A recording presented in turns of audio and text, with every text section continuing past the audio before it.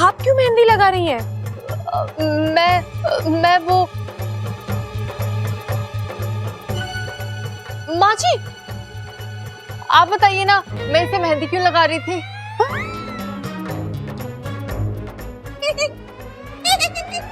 कमाल करती है ना बहू, मेहंदी तू लगा रही है, वजह मुझसे पूछती है। अम्मा जी, आप ही बताइए ना, ये मेहंदी क्यों लगा रही है? मुझे क्या पता, अप्पू से पूछो। अप्पू तू बता। दादी मुझे क्या पता, मम्मी आप ही बताइए ना, आप क्यों मेहंदी लगा रही हैं?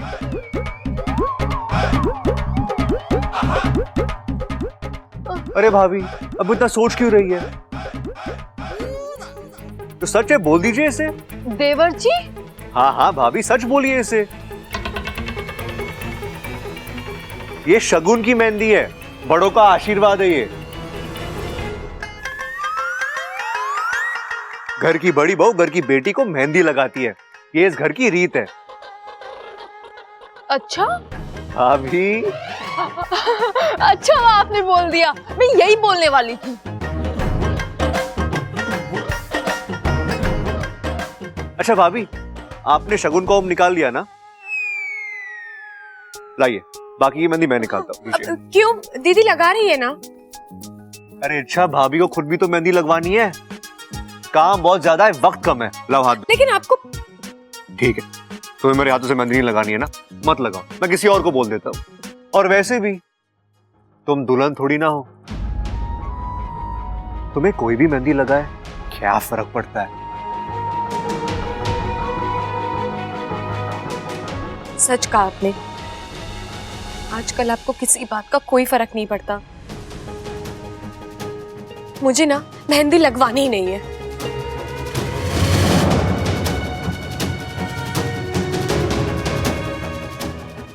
मोहब्बत और मेहंदी जब पूरी होती है तभी रंग लाती है। इन्हें आधे में नहीं छोड़ते। बैठो। लेकिन मैंने कहा बैठो।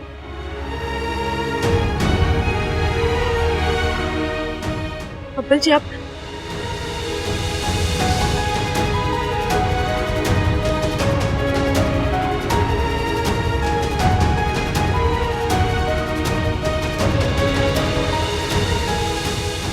इच्छा, आज रात को संगीत है, तुम्हें पता है ना? तो कौन से गाने में तुमने डांस प्लान किया है? मेरा कोई प्लान वैन नहीं है। शादी आपकी है, आपका संगीत है, तो आप नाचिए, मुझसे कोई उम्मीद मत रखिए। इच्छा, मैं तुमसे उम्मीद लगाए बैठा हूं।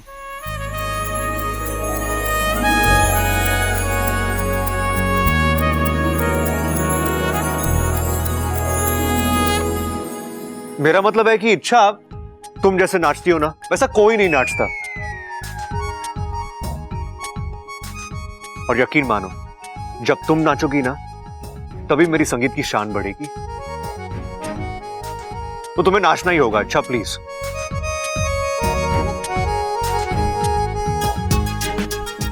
अरे वाह, ये मेहंदी कितनी अच्छी निकली है।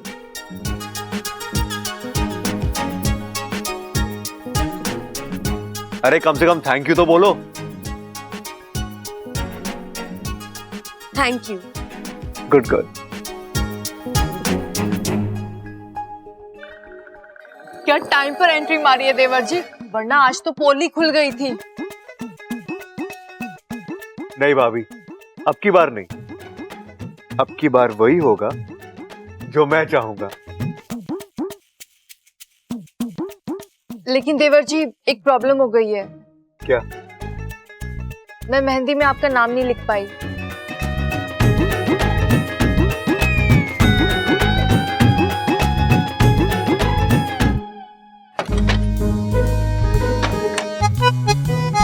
ये बब्बल जी भी ना, अब क्या कर दिया उसने?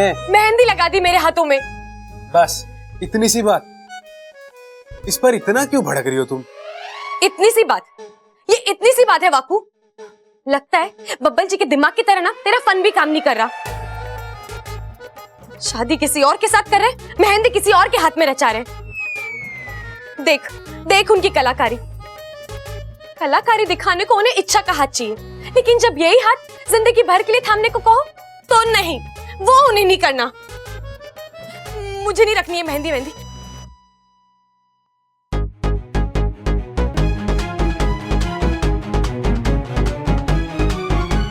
अब क्या देख लिया तुमने? किसी का नाम लिखा है। अच्छा दिखाओ। अरे ये किसी का नहीं, ये तो तुम्हारा ही नाम है, बिच्छा। बिच्छा? ये कुछ गलत सुनाई नहीं दे रहा तुम्हें? गलत लिखा है तो गलत ही सुनाई देगा ना वाकू। बब्बल जी इच्छा लिखने के होंगे, बिच्छा लिख दिया। देखा तूने वाकू, देखा बब्बल जी को मेरे नाम की स्पेलिंग तक याद नहीं है। कहां से याद होगी? अब तो उनकी जिंदगी में बस चाहत चाहत और चाहत। मैं पहले से ही जानता था ये आदमी पागल है, लेकिन पागलपन इस हद तक होगा ये मुझे नहीं पता था। इच्छा का बिच्छा, वाह। वाकू बिच्छा मतलब? बिच्छा मतलब बबल और इच्छा। देखिए भाभी, अब जब दो लोग एक हो रहे हैं तो नामों का एक होना तो बनता है ना। नमो दैव्य नाम दैव्य तक्षकाय सतम नमः। नमो दैव्य नाम दैव्य तक्षकाय सतमम नमः। नमः शूलति फणिधराय नियतः प्रथस्मताम्। नमो दैव्य नाम दैव्य तक्षकाय सततम नमः। नमो शूलति फणिधराय नियतः प्रथस्मताम्। नमो दैव्य नाग दैव्य तक्षकाय सततम नमः। नमः शूलति फणिधराय नियतः प्रथस्मताम्।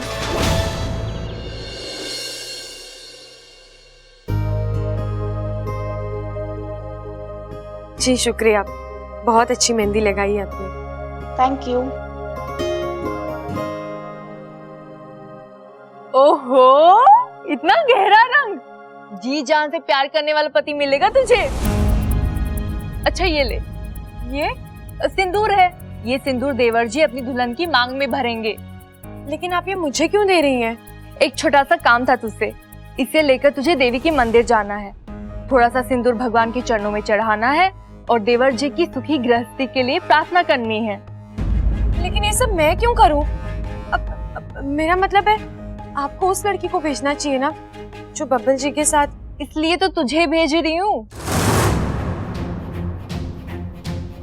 एक तू ही तो है जो बब्बल जी के दिल के इतने करीब है, हमेशा उनकी भलाई के बारे में सोचती है। और बब्बल जी तो खुद कहते हैं कि मेरे लिए इच्छा से करीबी दोस्त कोई हो ही नहीं सकती, इसलिए हमने सोचा कि तुझे ही भेज देते हैं। ले। लेकिन इच्छा, अपनी मेहंदी तो दिखा। कितनी सुंदर रची है, देख तो चंचल। इसका मतलब आप समझती हैं माँ जी? इसका मतलब ये है कि हमारा बच्ची बच्ची हमारी बच्ची को बहुत प्यार करने वाला पति मिलने वाला है। क्या दादी, आप भी कमाल करते हो। मेहंदी के रंग से सीधे पति के प्यार तक पहुंच गई। अरे पहले एक बार इच्छा से तो पूछ लो उसकी जिंदगी में कोई प्यार करने वाला है भी या नहीं। क्यों इच्छा?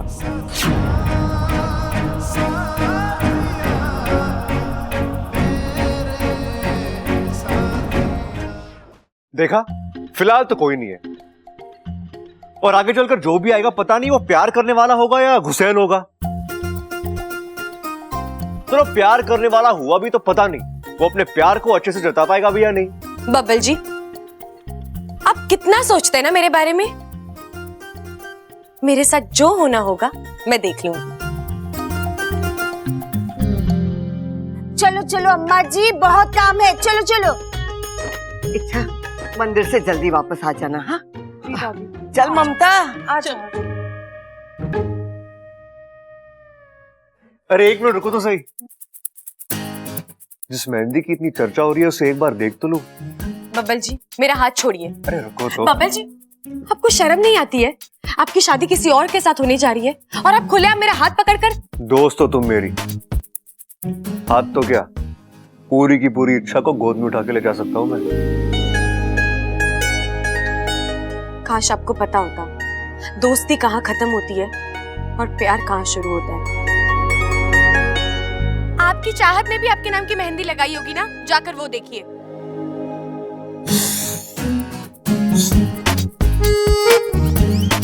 कुछ जलने की बू नहीं आ रही तुम्हें? जलन और मुझे, मैं उससे बिना देखे और बिना जाने कह सकती हूँ मैं उससे हर मामले में बेहतर हूँ। लेकिन उसके पास मैं हूँ।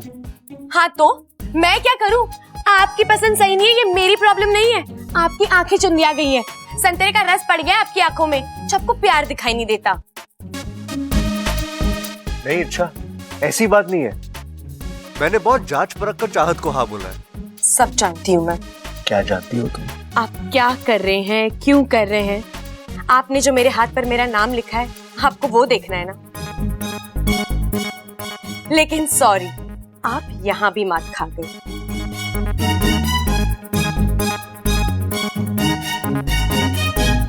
इच्छा की जगह बिच्छा लिखा है आपने। 100 में से 0 अंक। प्यार के मामले में तो आप कच्चे थे ही, पढ़ाई के मामले में भी। गलती तो हुई है मुझसे, लेकिन एक बात कहूँ, तुम पर ये नया वाला नाम ना तो ज्यादा सूट करता है, बिच्छा। बब्बल जी आपको छेड़खानी करनी है ना तो चाहत के नाम के साथ कीजिए। एक मेरा नाम ही तो मेरा अपना बचा है, उससे कोई मस्ती नहीं। चलिए अब मुझे जाने दीजिए। आपकी सुखी गृहस्थी के लिए मुझे प्रार्थना करनी है।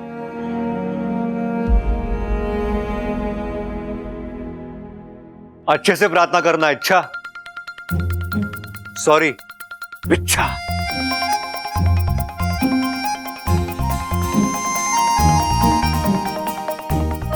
जब तुम्हें इस प्रार्थना का फल मिलेगा ना इच्छा, तुम खुद आकर कहोगी बब्बल जी आपको 100 में से 100 अंक देने हैं।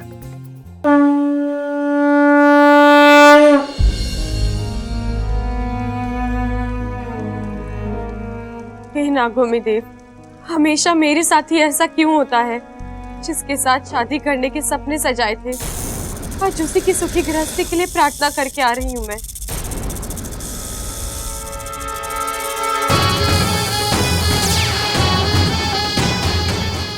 कौन हो तुम?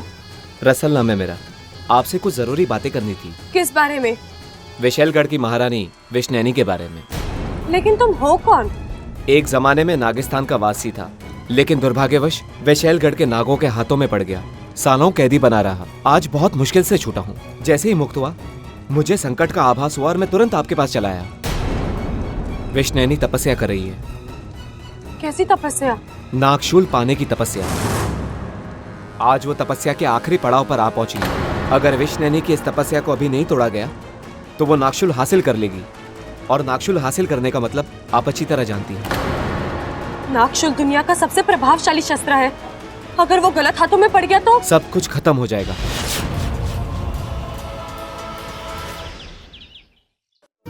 अरे भाई जल्दी से लड़ी नीचे छोड़, मेहमान आ रहे होंगे, मेरा हाथ नहीं पहुंच रहा। इच्छा, इच्छा, इच्छा कहाँ रह गई ये छोरी? दादाजी इच्छा अभी तक मंदिर से लौटी नहीं है। ये कह रही है तू? इच्छा को मंदिर गए हुए 1-1.5 घंटे के ऊपर हो गया, और देवी माँ का मंदिर इतनी दूर भी ना है। ये छोरी भी ना टेंशन देने में कोई कसर ना छोड़ती।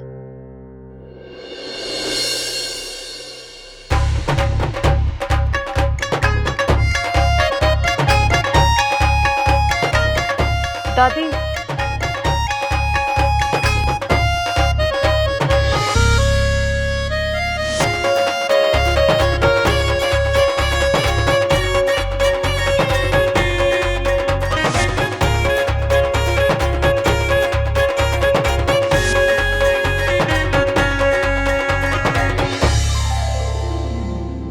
दादी कैसा लग रहा हूं मैं? आहा, मारा छोरा तो राजकुमार लग रहा है। भगवान करे तुझे किसी की नजर ना लगे।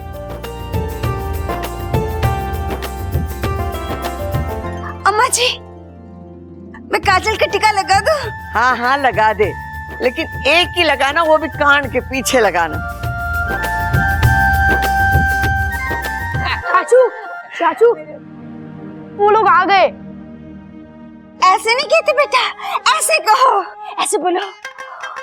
वो आ गया, देखो देखो वो आ गया। Monica, oh my darling. खड़ाक, आजकल बहुत फिल्में देख रहा है तू। ये गाने की बात ना कर रहा है, ये कोई मेहमान की बात कर रहा है। छोरा, कौन आया है? दादी, पता चल जाएगा, पहले आप सब अपनी आंखें बंद कीजिए। क्यों? अरे दादी, मैंने कुछ खास मेहमान बुलाए हैं। कीजिए ना आंखें बंद, सरप्राइज है।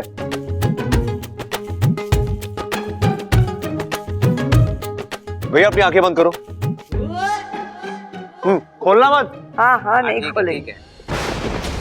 नमो दैव्य नाग दैव्य तक्षकाय सततम नमः। नमः शूलति फणिधराय नियतः ब्रह्मस्मताम्। नमो दैव्य नाग दैव्य तक्षकाय सततम नमः। नमः शूलति फणिधराय नियतः ब्रह्मस्मताम्।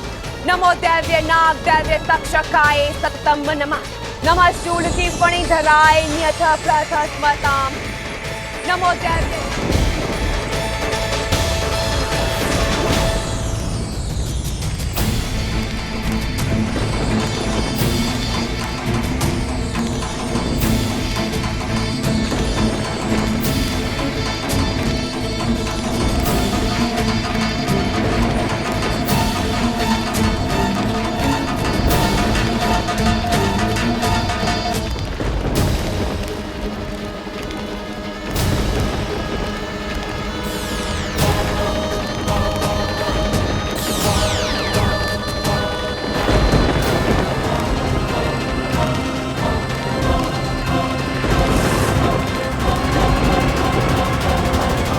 नहीं, ऐसा नहीं होगा।